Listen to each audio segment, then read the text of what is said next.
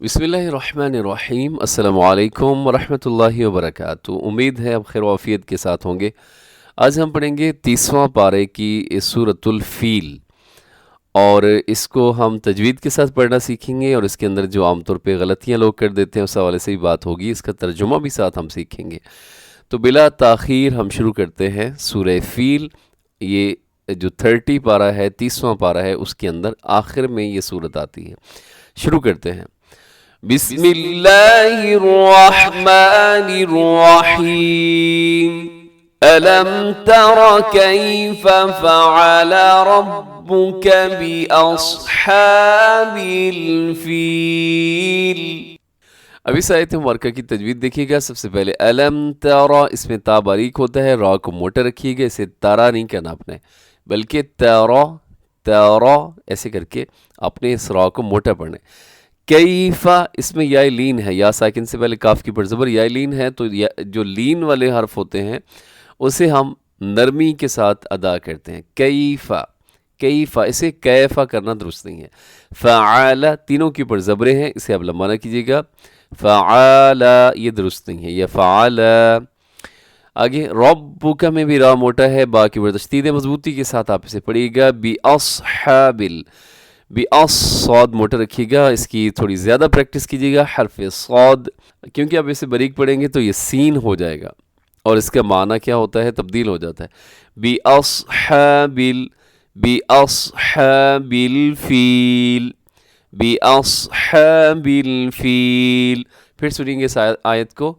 अलम तरा कैफ फ़अल रब्बुक बिअस्हाबिल फील। आयत नंबर 2 देखिएगा। अलम यजअल कैदहुम फी तज़लील। अलम यजअल, इसमें मीम साकिन पे इजहार शफवी है। मतलब ये है कि आपने इसको तेज़ी से अदा करना है, अलम पे रुकना नहीं है। ऐसे नहीं करना अलम यजअल, तो ये सही नहीं है, बल्कि तेज़ी से अलम यजअल, अलम यजअल। अल में लाम को ना हिलाइएगा, लाम हिल गया तो फिर ये क्या हो जाएगा, तजवीद के खिलाफ हो जाएगा।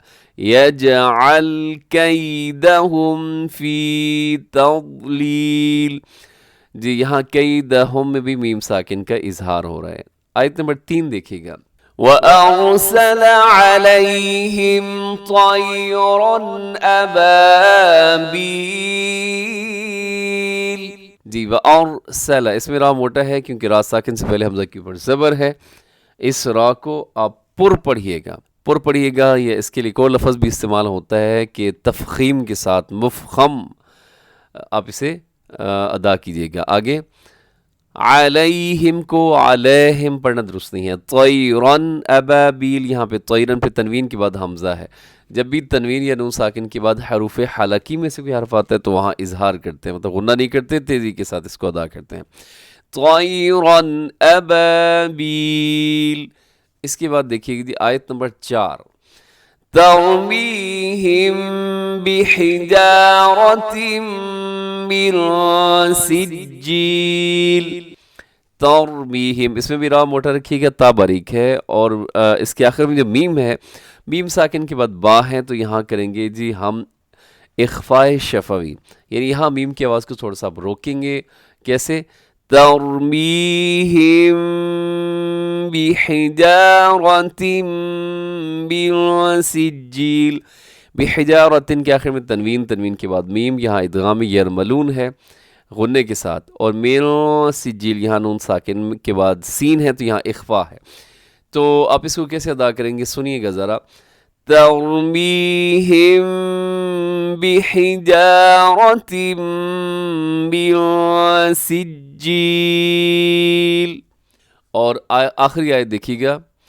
फजअलहुम कअस्फिम मअकूल।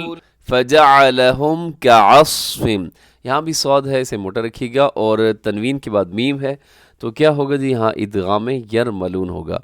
कैसे अदा करेंगे, फिर सुनिएगा। फजअलहुम कअस्फिम मअकूल। मअकूल, इसे झटके से अदा करना है क्योंकि मीम के बाद जो حمزہ ہے تو حمزہ کو ہمیشہ کیا ادا کیا جاتا ہے؟ جھٹکے سے ہی ادا کیا جاتا ہے۔ اب اس سورہ مبارکہ کی آپ ایک دفعہ پھر تلاوت سنیں گے، اس کے بعد ہم اس کا ترجمہ سیکھیں گے۔ بسم اللہ الرحمن الرحیم۔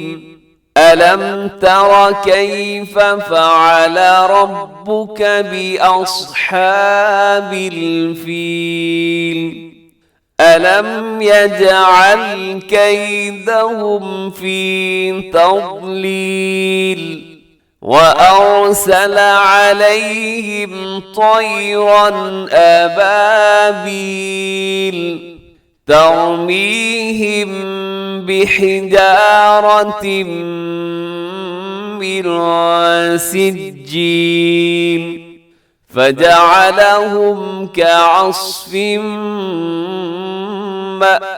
مأكول صدق اللہ العظیم۔ جی اب اس کا ترجمہ دیکھیے گا۔ الم ترى کیف، الم ترى کیا تم نے نہیں دیکھا، کیف فعل کیسا کیا، ربک تمہارا رب، باصحاب الفیل ہاتھی والوں کے ساتھ۔